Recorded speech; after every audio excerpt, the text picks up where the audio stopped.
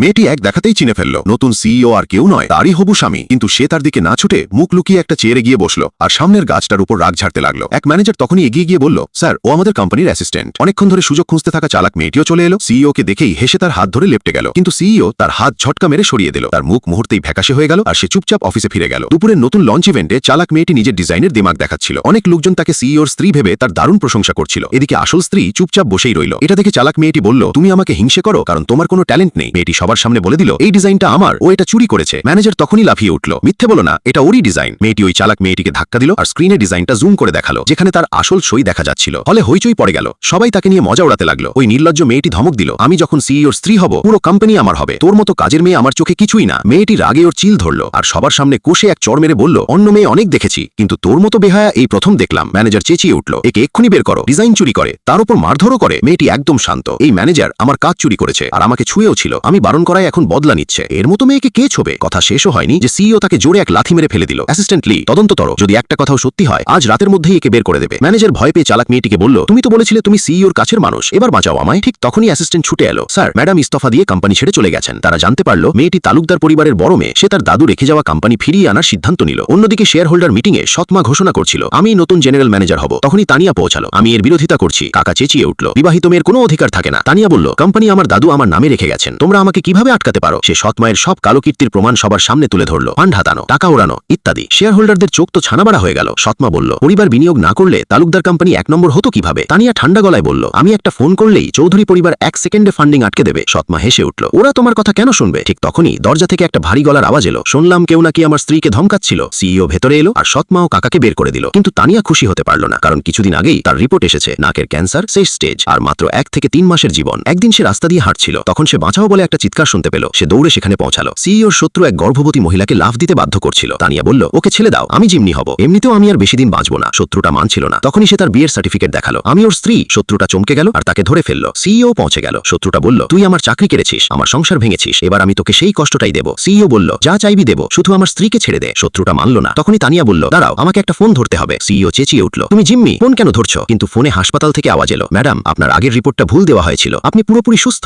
আপনার ক্যান্সার হয়নি। তানিয়া অবাক হয়ে গেল, কি বললেন? আমার ক্যান্সার হয়?